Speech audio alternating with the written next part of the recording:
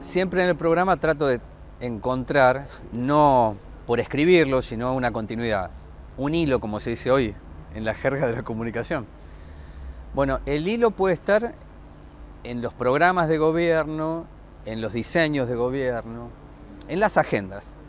Bueno, a Josefina Díaz Ciarlo, que le invité y le agradezco mucho que esté aquí, que le ha dado al Consejo Deliberante, al oficialismo, un rol no solamente de defensa, que naturalmente un oficialismo tiene que hacer, sino una impronta propia de Josefina, lo cual me alegra mucho por ella, porque hay que saber defender, hay que saber cómo, hay que saber hasta dónde. Pero recuerdo que en la gestión de Festa me encontré con Josefina y con Valeria al frente de la calle Bullar, exigiéndole a Gallo que haga la calle La Reja Grande, ya se acuerda. ¿Por qué lo tomo? Porque eso formaba parte no solamente de una calle, sino de un ver a aquel que está sin calle.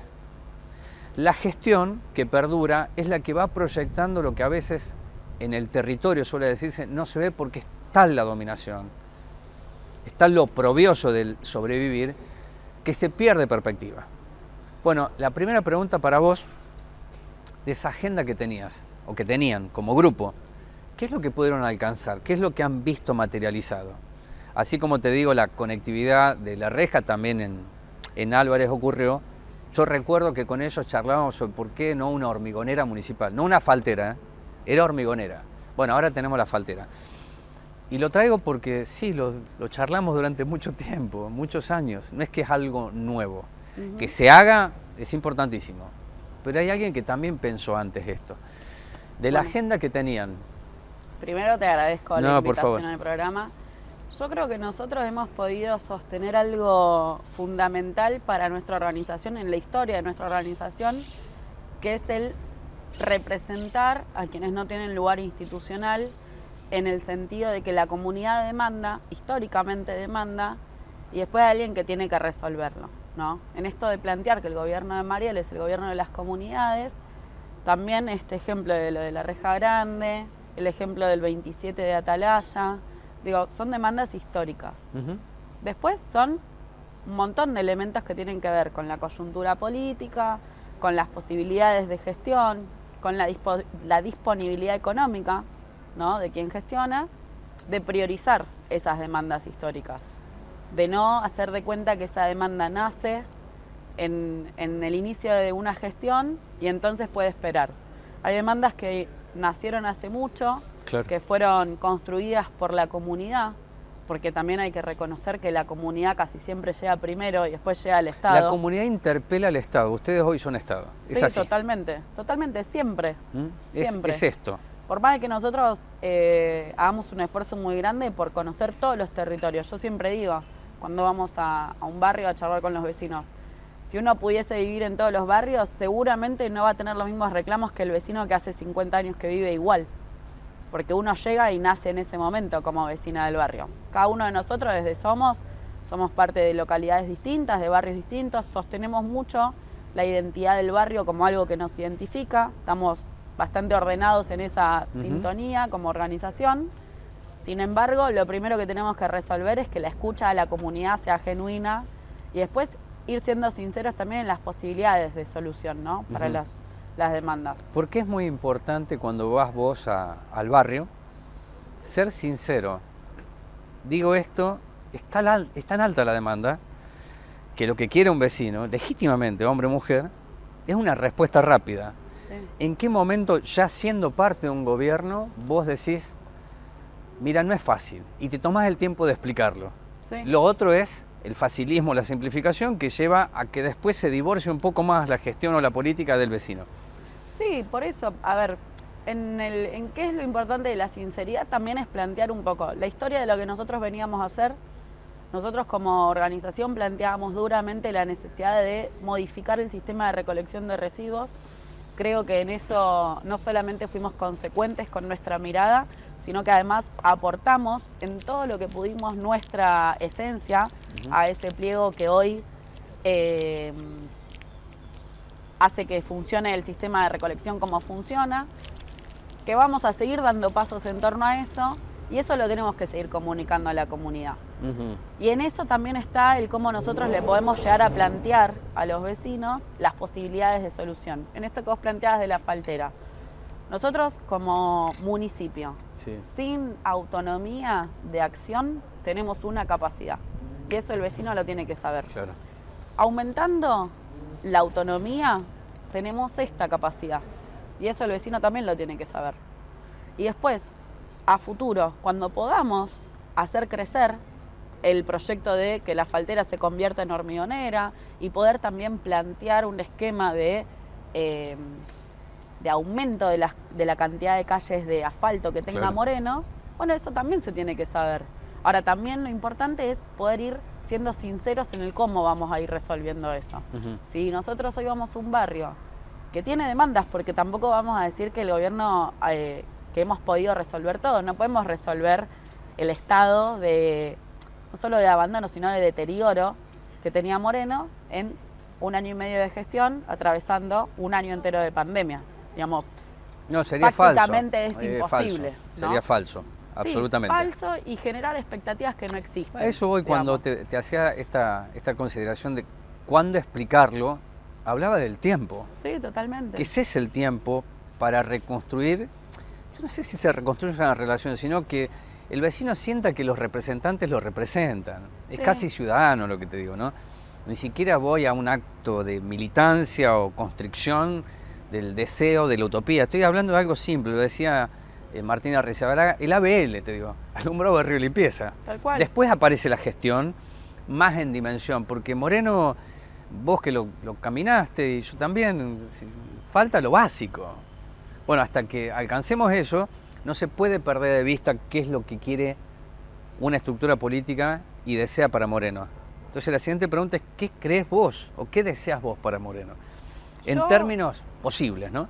Sí, yo creo que nosotros tenemos que lograr, que venimos trabajando mucho sobre la identidad morenense, pero tenemos que lograr que cuando se hable de Moreno en otros distritos del conurbano bonaerense, hayamos podido demostrar que Moreno pasó de estar en esta situación de precaria, digamos, Sí, de sí, sí. vivienda, de un montón de cuestiones, a pasar a estar en un municipio que representa a una porción muy grande de la población bonaerense, Sí. pero que te invita a vivir, digamos. Que No te lo hablo en expulsa. términos madre, ¿no? Claro. Digamos, que mi hija cuando cumpla 18 elija como elegí yo, pero Claro. que la realidad no vamos a ser hipócritas. No muchos de mi generación eligen quedarse en Moreno y que vea proyectado la vida en Moreno. ¿En qué sentido? En términos de posibilidades de desarrollo personal relacionado al trabajo, que me parece que es algo que a nivel nacional tenemos que trabajar mucho, que el argentino encuentre la posibilidad de resolver la demanda de empleo, que es algo que hay que pensar post pandemia, que también hay que poder pensar en un proyecto de productivo de desarrollo local en Moreno, que me parece que se está dando. La realidad es que a medida que uno va viendo también las gestiones, digo, el parque industrial y otras cuestiones, digo, uno tiene que invitar a que las empresas se radiquen en Moreno Claro. y que piensen en Moreno en función del desarrollo económico local y productivo. Y después también que uno sienta ganas de el vivir en Moreno, en el sentir de, o sea, yo pasar el domingo en Moreno, ¿no? En una cuestión de ir a la Plaza Moreno, elegir esas cuestiones que parecen chiquitas a la hora de pensar en lo general que nos sucede como sociedad, porque la realidad, ¿no? Es La una situación cuestión de económica- pertenencia. Sí, tal Es cual. muy subjetivo, es muy valioso eso. Que Eh, quiero pertenecer a este lugar y siento que el lugar dialoga conmigo. Tal cual. Bueno, eso también forma parte de la seducción de la política. Mientras puedes poner azúcar o edulcorante a tu café. Y vamos en este momento de la charla con Josefina Díaz Ciarlo, que es concejal, que es, yo no digo la segunda voz, porque sería incorrecto. Está la voz de Lucas Franco, el oficialismo, y Josefina Díaz Ciarlo. Se complementan, sí. Y en esa visión que se puede ver por la pandemia, por YouTube, las sesiones, yo te vi mucho más suelta después que se va Rosenberg, igual que Lucas Franco, como que se liberaron. O asumieron la responsabilidad que eran ustedes. ¿Lo vi mal lo veo mal, porque no solamente porque son los que hablan, sino porque se ponen la camiseta de la gestión, es decir, ustedes no están acompañando, son la gestión. ¿Los veo mal a esto? ¿Es un análisis equivocado? Primero, dos cuestiones. Después de la salida de Patricia, a mí me tocó presidir la Comisión de Asuntos Legales, entonces por eso también tiene que ver con algunas participaciones mías que posiblemente antes no estaban visibles en las sesiones, ¿no? Por respeto también, porque me parece que es una lógica del Consejo Deliberante que el presidente o la presidenta de las comisiones sea la voz oficial de las discusiones. Que no quita que sea la única. Digo, todas las veces que sea necesario o que es necesario que otras voces se sumen al debate en el recinto, está bien que suceda. Claro. Cuando fue la discusión sobre el pliego, en realidad la ordenanza, la modificación de la ordenanza de Girsu, yo participé mucho, pero participaba mucho más escribiendo por ahí, que es algo que me encanta, digamos, o sea, yo soy de las concejalas que le gusta escribir realmente, y después también porque nosotros nos propusimos hacer algunas cuestiones con lo que yo en ese momento por ahí presidía de manera única, que era la Comisión de Equidad de Género. Claro. En eso también, digamos, nosotros hicimos una comisión muy amplia donde invitamos a que todas las concejalas participen de la discusión, a que los espacios políticos que militan el feminismo participen de la discusión del Consejo Deliberante. Y creo que, se dio esa circunstancia, ¿no? Uno después le toca la responsabilidad de presidir una de las comisiones más importantes del Consejo Deliberante, también te toca la responsabilidad de explicarle al vecino qué está discutiendo esa comisión, porque la Comisión de Asuntos Legales también muchas veces... Hacienda y Presupuesto de Asuntos Legales es histórica, son las dos comisiones en donde parece que pasa por la política, no solamente en el Consejo Deliberante, en todo cuerpo legislativo es esto, lo legal y lo presupuestario, si quieren ustedes. Y lo pudiste hacer, además presidir significa mirar a todos, no a los propios. Sí. Eso es presidir. Sí, ¿no? Darle juego al otro, que ahí ni pregunta, la oposición, ¿no? Todas las veces que la oposición quiso modificar algo y proponer algo para la modificación, fue escuchada. Yo siempre lo planteamos, de hecho. Siempre que la mirada sea de sumar y de acompañar, porque no estamos acompañando solamente a la gestión de Mariel Fernández. En realidad estamos acompañando al vecino de Moreno, que es a quien le toca percibir lo que nosotros estamos discutiendo, ¿no? Porque cuando nosotros votamos un convenio de cómo se va a desarrollar el sistema de recolección de residuos, digo, sí, es Mariel la cabeza que piensa este nuevo sistema y es el vecino el que lo va a tener que ver en práctica. Sí, claro. Entonces, en realidad nosotros tenemos que poder sumar todo lo que sea necesario para que cuando el vecino lo vea en práctica sea el mejor sistema posible de los que pudimos nosotros desarrollar. Dentro del sistema, planta de transferencia. Sí. ¿Vos creés que lo abordaron bien? Yo creo que se abordó con muchos actores que intervinieron por fuera que por ahí no tenían la intención de sumar. Que es decir, que cuando el vecino le llega la información equivocada, alguien quiso darle información equivocada, ¿no? Esto que se instaló mucho, que Mariel iba a hacer un basural. Digo, alguien le dijo que iba a hacer un basural. Entonces ahí también aparecen las trabas de cómo uno lo va abordando. Porque yo vengo a discutir el café y vos me pones a discutir el té. Pero manzana, como dije hace poco, claro. Digo, no, bien. Es muy difícil. Sí. Entonces tengo que empezar a desandar el té para poder discutir el café. Yo creo que es cierto lo que decís, porque de eso también se nutre, yo no te diría la política, sino la rosca, vamos a decirlo así, pero déjame añadirte que cuando se tuvo la posibilidad de explicárselo, la comunicación falló, la forma de establecer el contacto fue muy se hace o se hace, y la intendenta dijo se hace o se hace. Con lo cual hay un daño y está dañada la relación del gobierno con la comunidad, porque estamos hablando de una planta de transferencia como la que estaba en Cuartel Quinto, que nunca se hizo un trabajo en serio para saber cuál fue la contaminación ambiental que dejó esa planta que está hoy inoperable y que es del Trébol, pero se podía haber hecho mucho más.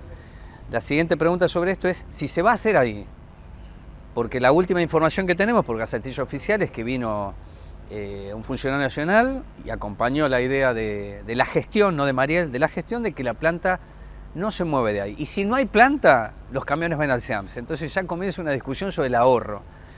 Que eso también se tiene que explicar. Todo se tiene que explicar, porque es lo que ustedes vinieron a proponer. La explicación de todo. Sí, para totalmente. Que las comunidades, como suele decirse, no dependan de una gacetilla, sino de lo que vos estás haciendo y que me consta que lo haces, que es tomarte el tiempo para dar las respuestas que podés dar siempre. No, yo creo que sí hay que explicar todo. El tema son los tiempos también de la explicación, sí, claro. Y esto es importante. El gobierno municipal es, y esto realmente lo digo, es excelente gestionando recursos para que Moreno crezca. La ayuda nacional y provincial que ha recibido el municipio de Moreno a través de las gestiones de las distintas secretarías, para mí es de un trabajo militante realmente de cómo se maneja un Estado que no puede solo, digamos, ¿no? Entonces eso tiene tiempos. La claro. realidad es esa.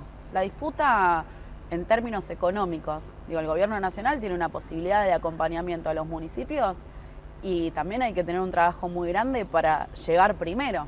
¿Seguro? Porque todos los municipios necesitan ayuda del gobierno nacional después de los 4 años de macrismo, que donde gobernaba al frente de todos no solamente no hubo ayuda, sino que hubo abandono. Bueno, pero ahí entramos en una fase que cuando ustedes no eran gobierno y caminaban en el llano, aún con el kirchnerismo Moreno estaba mal. Tener una historicidad sobre lo que es Moreno en los últimos 20 años da cuenta que aún en la década dorada, cuando estaban en otra vereda, no llegaba, o se utilizaba mal, o se utilizaba como se podía. Es cierto y objetivo que lo que llegó, y lo digo yo, por la insistencia de Mariel Fernández, de su gobierno, que tienen que ayudar a Moreno porque Moreno es pobre, y llegó como nunca antes había llegado. Después hay que ver la administración de eso, y hay que ver cuando no llegue tanto. Entonces ahí aparece una pregunta, 2 finales, que es si el modelo administrativo de recaudación no entraña un ajuste, sobre todo en tiempo de pandemia. Yo miro las tasas históricas y yo creo que sí, que un ajuste que pega en un bolsillo, que se distribuye más, sí, que van a buscar a los que no pagaban, sí, pero es un ajuste también. Mirá, cuando discutimos nosotros la tarifaria del ejercicio 2021, lo discutimos en estos términos. Moreno tiene una deuda muy grande de participación ciudadana en el pago de tasas. Eso es una realidad.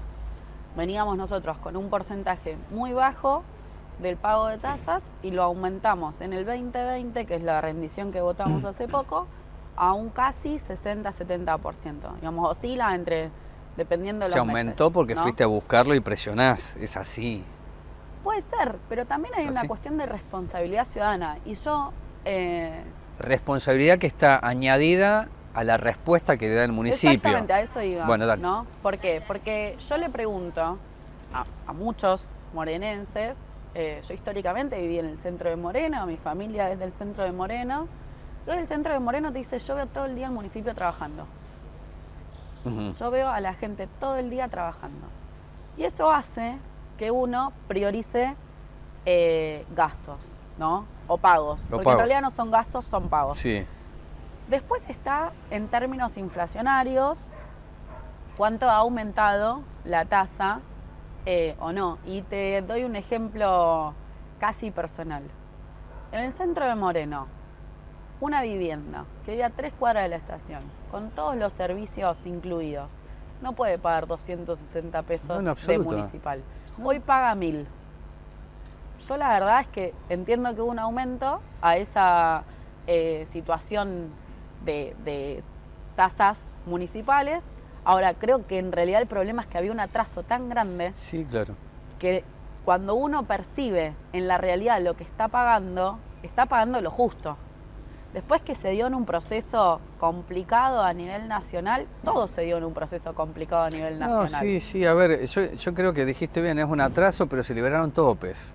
Y entonces aparecieron denuncias, preocupaciones. Sí, después hay una cuestión que después, también importante. No sé cómo se corrigieron, pero se liberaron topes. Eso también está escrito. Así que... Sí, pero también, digo, por ejemplo, a mí me han llamado muchos comerciantes de Moreno planteándome dificultades. Todas las dificultades fueron escuchadas, ¿sí?, y atendidas.